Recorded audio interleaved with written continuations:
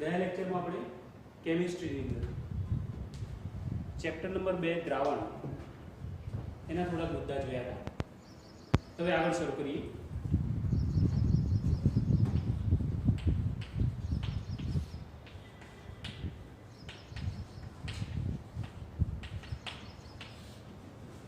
તો શરૂ કરીએ પહેલા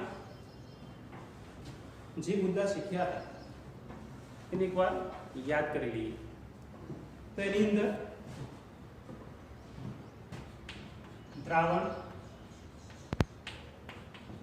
દ્રાવ્ય, દ્રાવક આ ત્રણ શબ્દો વિશે આપણે શીખ્યા હતા. તો દ્રાવણ કોને કહેવાય? તો ફરીથી યાદ કરી લઈએ કે બે કે તેથી વધુ પદાર્થો સમાન અથવા એકરૂપ મિશ્રણ બનાવે તો એ મિશ્રણને દ્રાવણ કહેવાય, જે ઉદાહરણ સાથે આપણે સમજ્યા હતા. પછી દ્રાવ્ય. તો દ્રાવ્ય કોને કહેવાય? તો દ્રાવણની અંદર જે ઘટક કે ઘટકોનું પ્રમાણ ઓછું હોય તેને દ્રાવ્ય કહેવાય. ત્યાર પછી દ્રાવક. દ્રાવક કોને કહેવાય? દ્રાવણની અંદર જે ઘટકનું પ્રમાણ વધારે હોય તેને આપણે શું કહીશું? દ્રાવક. હવે દ્રાવકની સંખ્યા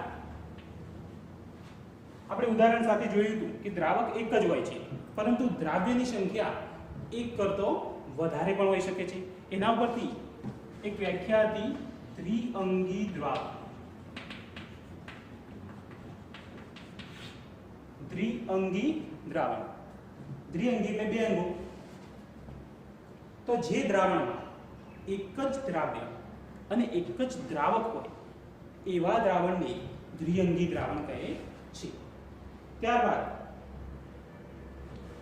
દ્રાવણોના પ્રકાર, જે આપણે ત્રણ પ્રકાર કીધા હતા: ઘન દ્રાવણ, પ્રવાહી અને વાયુ દ્રાવણ. આ દ્રાવણોના પ્રકાર દ્રાવકની ભૌતિક પરિસ્થિતિ ઉપર આધાર રાખે છે. એટલે આપણે જોયું હતું કે દ્રાવક ઘન હોય તો દ્રાવણ પણ ઘન, દ્રાવક પ્રવાહી તો દ્રાવણ પ્રવાહી, દ્રાવક વાયુ તો દ્રાવણ વાયુ. દ્રાવ્ય કોઈ પણ હોય, દ્રાવ્ય ઘન હોય, પ્રવાહી હોય કે વાયુ હોય, પણ દ્રાવક જે હશે એ પ્રમાણે દ્રાવણ બનશે. હવે આગળ જોઈએ.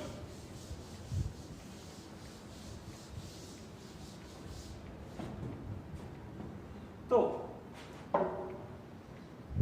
ઉદાહરણ સાથે હવે ત્રણેય પ્રકારના જે દ્રાવણ છે એ આપણે જોઈએ. તો એની અંદર દ્રાવકની અને દ્રાવ્યની ભૌતિક પરિસ્થિતિ.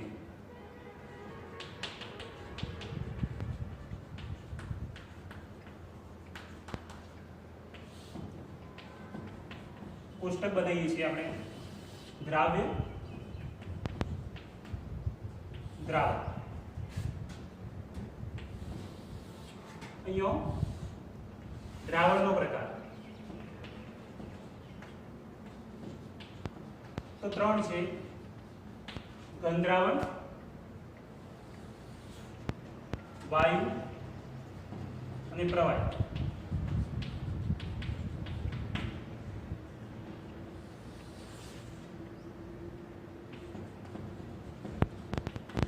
તો ત્રણેયને ઉદાહરણ સાથે આપણે સમજીએ.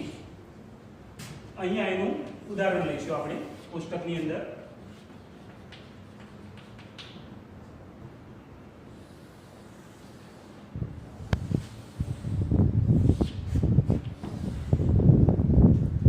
જોઈએ ઉદાહરણ.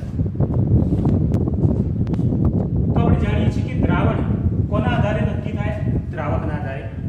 તો અહીંયા આપણે ઘન દ્રાવણ લીધું છે તો દ્રાવક તો ઘન જ હશે, પરંતુ દ્રાવ્ય ઘન પણ હોઈ શકે, પ્રવાહી અને વાયુ પણ હોઈ શકે. એવા ત્રણ એક્ઝામ્પલ આપણે જોઈશું. તો અહીંયા કોષ્ટકની અંદર દ્રાવક આપણે ત્રણેય વખત ઘન લઈશું અને જે દ્રાવ્ય છે એ એક વખત ઘન, પ્રવાહી અને વાયુ. હવે એનું ઉદાહરણ ઘન દ્રાવણ, દ્રાવક પણ ઘન હોય અને દ્રાવ્ય પણ ઘન હોય. તો એનું સાદું અને સિમ્પલ ઉદાહરણ મિશ્ર ધાતુ, જેવી કે પિત્તળ, જેને બ્રાસ પણ કહેવાય. તો પિત્તળ એ મિશ્ર ધાતુ છે. કઈ ધાતુઓની? તો કોપર અને ઝીંક. કોપર અને ઝીંક બંને નું પ્રમાણ જોવા જઈએ પિત્તળની અંદર તો કોપરનું પ્રમાણ લગભગ 67% હોય છે અને ઝીંકનું પ્રમાણ 34 થી 36% હોય છે. તો હવે તમે જાણી શકશો કે આ જે પિત્તળ મિશ્ર ધાતુ છે એમાં બંને દ્રાવક અને દ્રાવ્ય બંને ઘન છે, પરંતુ આની અંદર દ્રાવક કોણ કહેવાય? તો દ્રાવક કોણ કહેવાય? કોપર, કારણ કે એનું પ્રમાણ જનરલી રેશિયો વધારે હોય છે અને ઝીંક શું કહેવાય? દ્રાવ્ય કહેવાય. હવે બીજું ઉદાહરણ જોઈએ. ઘણી બધી મિશ્ર ધાતુઓ આવે. આપણા જે આભૂષણો સોનાનો હોય છે એ પણ એક પ્રકારની મિશ્ર ધાતુ છે. જો હવે બીજું ઉદાહરણ, દ્રાવક ઘન અને દ્રાવ્ય પ્રવાહી. એવું ઉદાહરણ, દ્રાવક ઘન છે અને દ્રાવ્ય પ્રવાહી. તો એ એમાલ્ગમ, જેનું બીજું નામ છે સરરસ અથવા તો એમાલ્ગમ. હવે ઘણા બધા સરરસ આવે, એમાં એક ઉદાહરણ હું લખું છું. ZnHg નો સરરસ, ઝીંક અને પારો.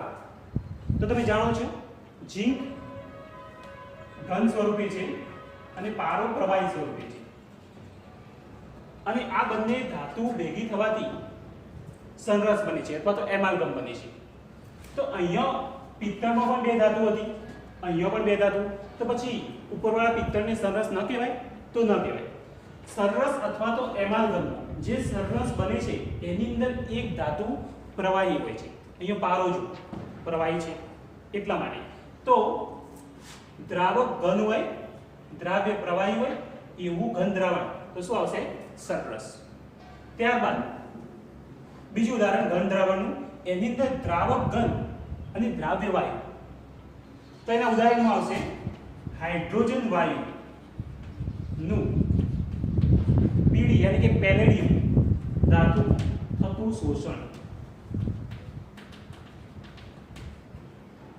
તો જે પેલેડિયમ ધાતુ અથવા તો નિકલ ધાતુ લો, કોઈ પણ ધાતુ, એની અંદર હાઇડ્રોજન વાયુ શોષાય છે. હાઇડ્રોજન વાયુ શોષાય છે. તો આ પ્લેટની અંદર હાઇડ્રોજન વાયુ શોષાય છે, પછી હાઇડ્રોજન વાયુ બહાર નથી નીકળતો. તો મીન્સ આ દ્રાવણ તૈયાર થયું, એની અંદર તમે જુઓ દ્રાવક ઘન યાની કે આ પ્લેટ, દ્રાવ્ય વાયુ યાની કે હાઇડ્રોજન વાયુ. તો આ એનું ઉદાહરણ છે. હાઇડ્રોજન વાયુનું નિકલ ધાતુમાં શોષણ, એમોનિયા વાયુનું નિકલ ધાતુમાં શોષણ, એવા ઘણા બધા ઉદાહરણો છે, પણ અહીંયા આપણે એક જ લઈએ છીએ. ત્યાર પછી હવે પ્રવાહી દ્રાવણ. તો હવે તમને ખ્યાલ આવી ગયો, દ્રાવક ત્રણેય વખત પ્રવાહી લેવાનો છે અને દ્રાવ્ય ઘન પણ હોઈ શકે, પ્રવાહી પણ હોઈ શકે અને વાયુ પણ હોઈ શકે. તો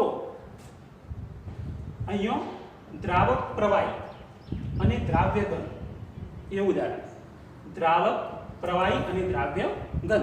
તો સારું ઉદાહરણ છે ખાંડ અને પાણીનું મિશ્રણ.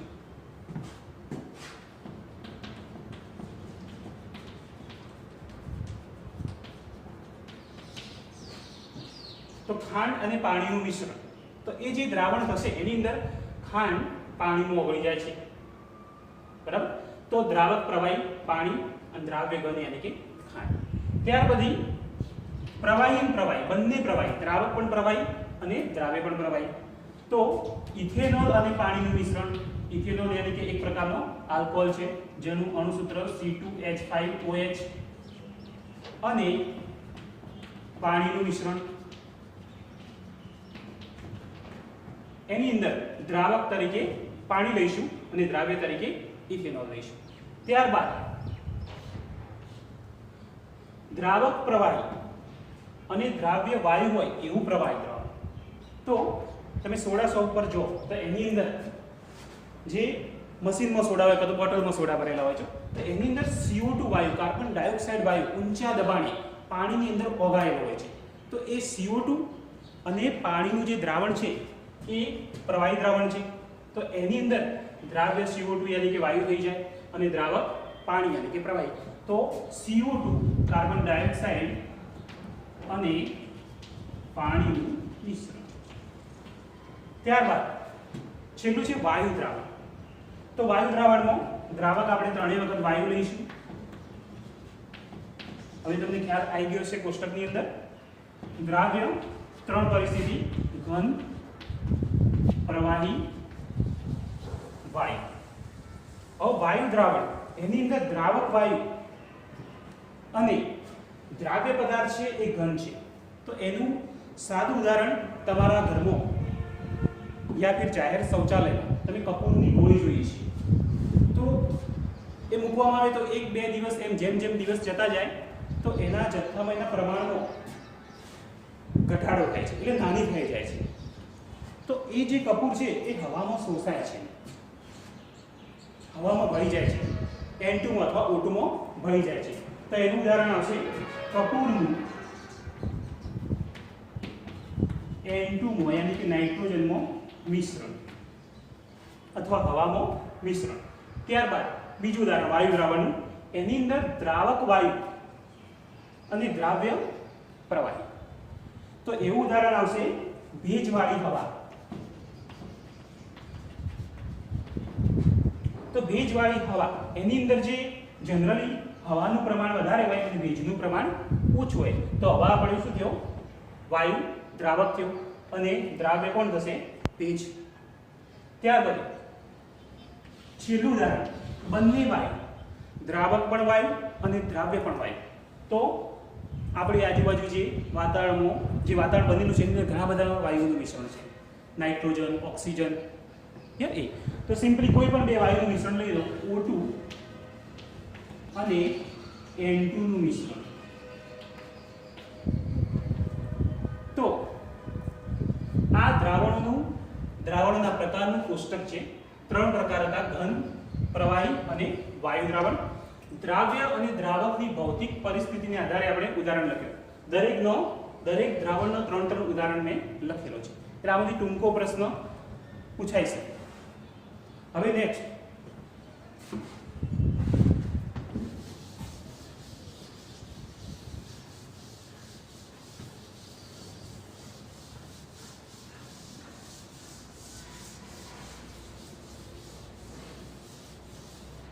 દ્રાવણ બનવા માટે આવશ્યક શરત કઈ? કોઈ શરત તો હશે જ. તો દ્રાવણ બનવા માટેની શરત, હવે એ મુદ્દો તમારા બુકની અંદર આપેલો નથી, પરંતુ નીટ અને જીની એક્ઝામ પૂછાયેલો પ્રશ્ન છે. તો એ જોઈએ કે દ્રાવણ બનવા માટેની આવશ્યક શરત.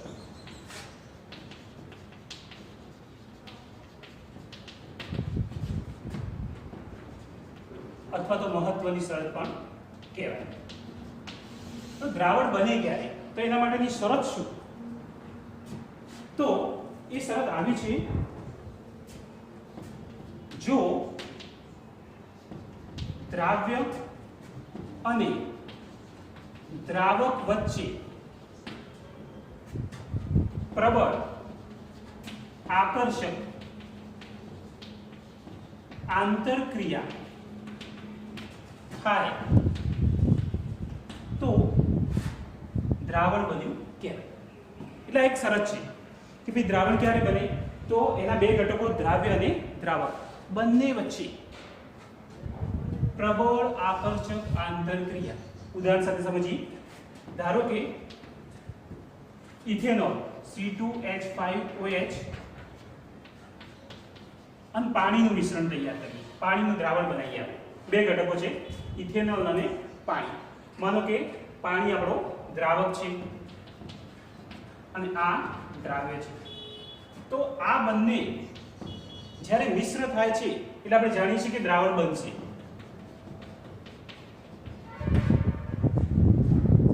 પરંતુ બીજું ઉદાહરણ બેન્ઝીનનું લઈએ, C6H6. એનું પાણી સાથે મિશ્રણ કરીએ તો આ મિશ્રણ દ્રાવણ નહીં બને, એટલે કે બેન્ઝીન પણ અલગ રહેશે અને પાણી પણ અલગ રહેશે.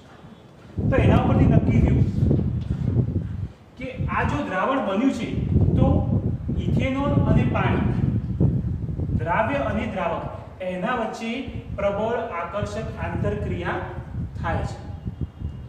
આ દ્રાવણ નથી બન્યું તો બેન્ઝીન અને પાણી વચ્ચે પ્રબળ આકર્ષક આંતરક્રિયા નથી થતી એવું આપણે કહી શકીએ. તો યાદ રાખજો, દ્રાવણ બનવા માટે આવશ્યક શરત કઈ છે કે ભાઈ દ્રાવ્ય અને દ્રાવક વચ્ચે પ્રબળ આકર્ષક આંતરક્રિયા થવી જોઈએ. જો ન થતી હોય તો દ્રાવણ બનશે નહીં. ત્યાર પછી બીજો એક પોઈન્ટ છે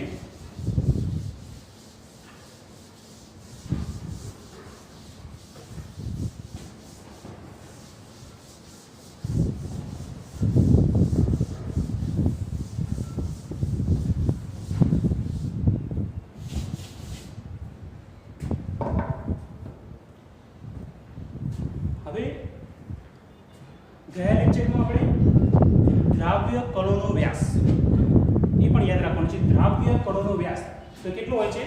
10⁻⁹ મીટર, એટલે કે 1 નેનોમીટર જેટલો હોય છે. એ પણ દ્રાવણ બનવા માટેની શરત આપણે કહી શકીએ, કારણ કે એનાથી નીચું હોય તો પ્રમાણ નીચું હોય તો દ્રાવણ બનશે, પણ એનાથી વધારે પ્રમાણ હોય તો દ્રાવણ બનશે નહીં.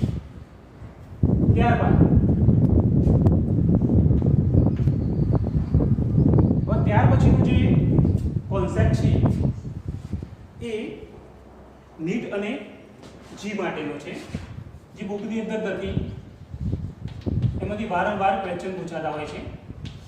તો એવી 4 શરતો છે કે ભાઈ દ્રાવ્ય અને દ્રાવકની લાક્ષણિકતાઓ કેવી હોવી જોઈએ દ્રાવણ બનવા માટે. તો એ ટોપિક છે દ્રાવણ બનવા માટે દ્રાવ્ય અને દ્રાવકની લાક્ષણિકતાઓ.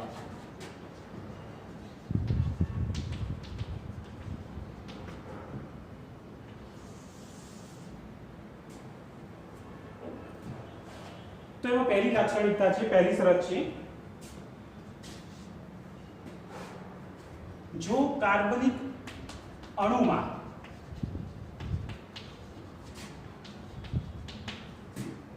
OH સમૂહ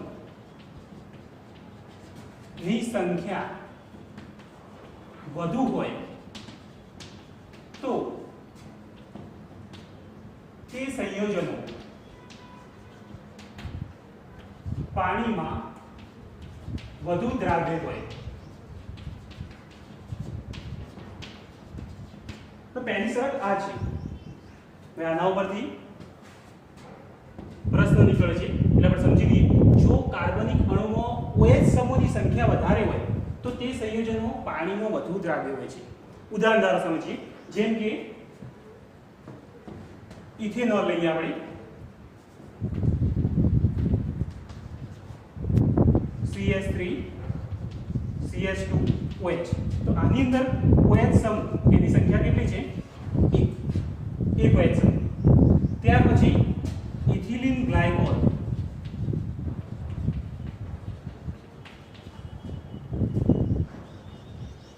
CH2OH CH2OH. આની અંદર તમે જુઓ છો બંધારણીય સૂત્રની અંદર OH સમૂહની સંખ્યા કેટલી છે? 2 છે.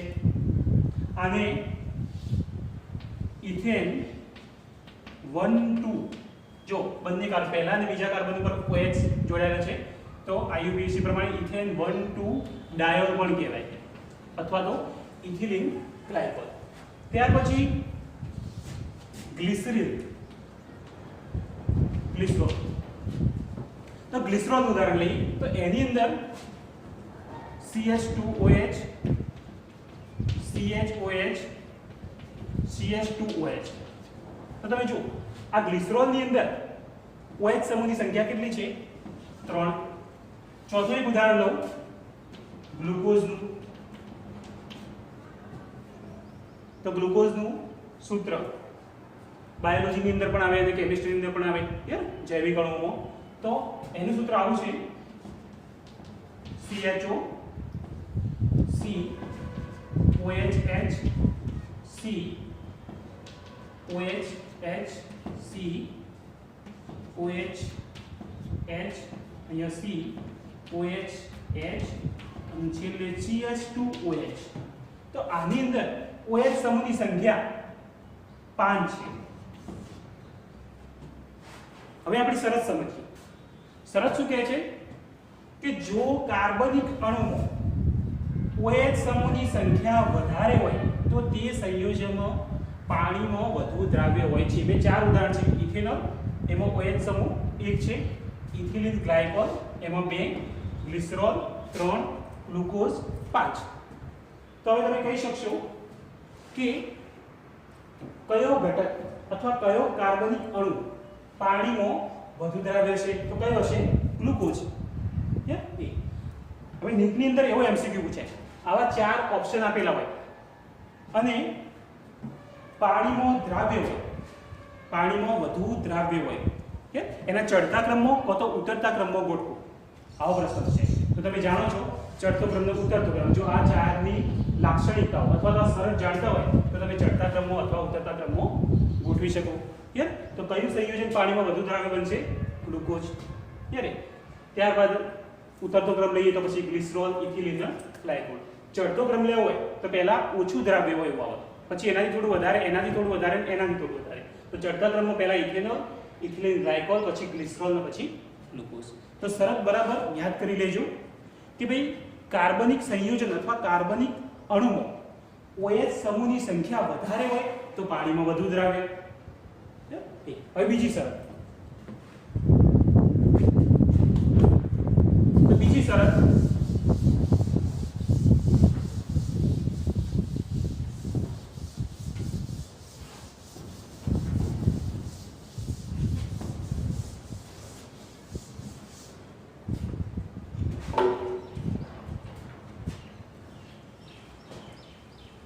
મોટા ભાગના અથવા મોટે ભાગે ધ્રુવીય પદાર્થો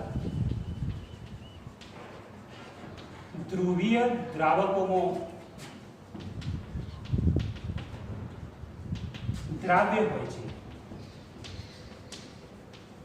તો બીજી શરત છે કે ધ્રુવીય પદાર્થો ધ્રુવીય દ્રાવકોમાં દ્રાવ્ય હોય છે. જેમ કે હવે ધ્રુવીય પદાર્થો એક ઉદાહરણ લઈએ NaCl સોડિયમ ક્લોરાઇડ મીઠું. યાર કારણ કે અહીંયા Na અને Cl એના વચ્ચે જે બંધ બને છે તે ધ્રુવીય છે. તો પ્રશ્ન એ થાય કે ભાઈ ધ્રુવીય બંધ આમની વચ્ચે કેમ બન્યો તો એ વિદ્યુત ઋણતા ઉપર આધાર રાખે છે. વિદ્યુત ઋણતાના ડિફરન્સ ઉપર આધાર રાખે છે. જો વિદ્યુત ઋણતા વધારે હોય તો ધ્રુવીય બંધ બનશે. વિદ્યુત ઋણતા ઓછી હશે ડિફરન્સ ઓછો હશે બંને તત્વો વચ્ચે તો ધ્રુવીય બંધ નથી બનતું. તો અહીંયા જનરલી સોડિયમ એની 2.2 છે અને ક્લોરીનની 3.5 એટલે ડિફરન્સ છે આની અંદર.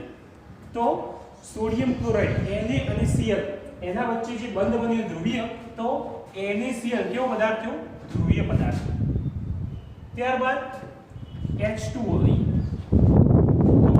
H2 તો એની અંદર પણ ધ્રુવીય બંધ છે આપણે જાણીએ છીએ કારણ કે વિદ્યુત ઋણતાના આધારે. તો આ જે ધ્રુવીય પદાર્થ એટલે કે NaCl એ પાણીની અંદર દ્રાવ્ય થઈ જાય છે. આપણે જાણીએ છીએ કે પાણીની અંદર મીઠું નાખી તો તરત જ ઓગળી જાય છે.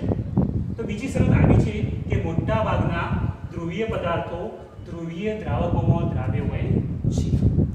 હવે શરત નંબર 3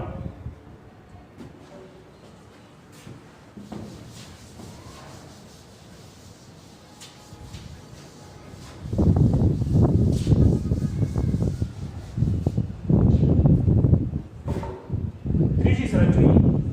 ત્રીજી શરત આવી છે મોટા ભાગે અધ્રુવીય પદાર્થ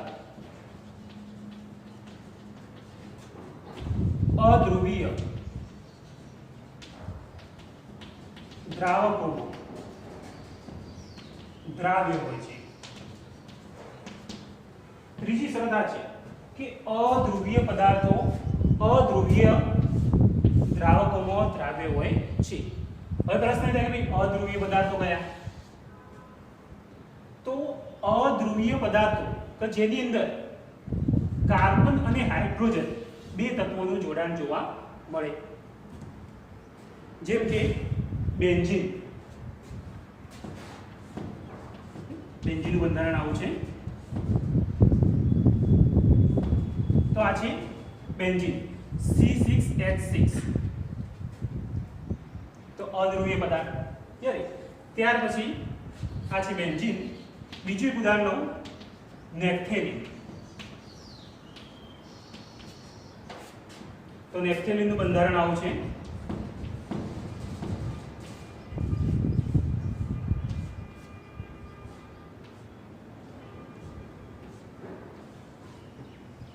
તો જુઓ આ બેન્ઝીન અને નેપ્થેલિન તો બંને અધ્રુવીય પદાર્થો છે, એટલે બંને એકબીજામાં દ્રાવ્ય થઈ શકે છે, એ બંનેનું મિશ્રણ દ્રાવણ તૈયાર થઈ શકે છે। એટલે ટૂંકમાં યાદ રાખજો કે અધ્રુવીય પદાર્થોમાં કાર્બન અને હાઇડ્રોજન જોવા મળશે, આ બંનેનો અધ્રુવીય બંધ બનેલો જોવા મળશે। તો ઉદાહરણમાં બેન્ઝીન અને નેપ્થેલિન। હવે ચોથી શરત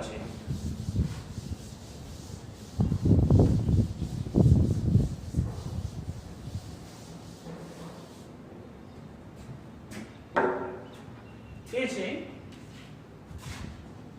આયનીય સંયોજનો। મોટાભાગના આયનીય સંયોજનો પાણીમાં દ્રાવ્ય હોય છે, કારણ કે આયનીય સંયોજનો જ્યારે પાણીમાં મિશ્ર થાય, દ્રાવણ બનાવે, તો એ દ્રાવણ કેવું હોય છે? તો આ પ્રકારના દ્રાવણોમાં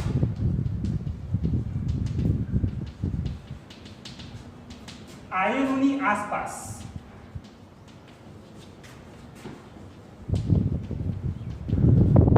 પાણીના અણુ વીંટળાઈને વિવિધ પ્રકારની સ્થાયી રચના બનાવે છે।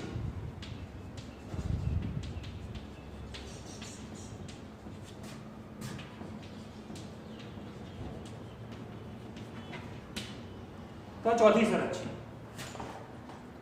કે જે આયનીય સંયોજન હોય એ પાણીમાં દ્રાવ્ય હોય છે। એનું કારણ શું? કે એની અંદર આયનો છૂટા પડે અને એ પાણીના અણુ સાથે વીંટળાઈને સ્થાયી રચના બનાવે છે, એટલે અવક્ષેપન ન થાય, અને અવક્ષેપન ન થાય તો દ્રાવણ રહેશે, અવક્ષેપ થઈ જાય તો દ્રાવણ કહેવાય નહીં। ઉદાહરણ તરીકે ધારો કે આ બીકરની અંદર NaCl, કારણ કે આયનીય પદાર્થ છે, એની અંદર બે આયનો છે, NaCl, તો Na+Cl-, તો એને જ્યારે પાણીની અંદર મિશ્ર કરવામાં આવે તો આ આયનો જુદા પડે, Na+Cl- આ રીતે। ત્યારબાદ તમે જાણો છો કે સોડિયમ Na+, એનો સહવર્ગાંક કેટલો છે? 6। એટલે જનરલી પ્રકરણ નંબર 1 ઘન અવસ્થા જે આપણે ભણવાનું છે એની અંદર આ સહવર્ગાંક આવશે ક્યુબિકની અંદર, તો એની અંદર એક Na+ સાથે 6 બીજા આયનો અથવા Cl- આયનો જોડાયેલા હોય છે। તો હવે Na ની સાથે Cl જે જોડાયેલું એ તો જુદું પડી ગયું, તો હવે Na+ ની આજુબાજુ 6 પાણીના અણુ જોડાઈ જાય છે આ રીતે।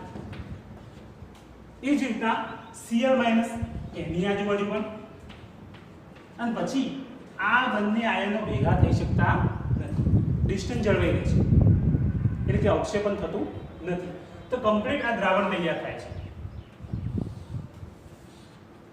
તો શરત એમ કહે છે કે આયનીય સંયોજનો પાણીમાં દ્રાવ્ય હોય છે, કારણ કે આ પ્રકારના દ્રાવણોમાં આયનોની આસપાસ, જો ઉદાહરણમાં આયનોની આસપાસ પાણીના અણુ વીંટળાઈને જટિલ સ્થાયી રચના બનાવે છે, એટલે પછી Na+ અને Cl- ડિસ્ટન્સ જળવાઈ રહે અને બંને જોડાઈ શકતા નથી।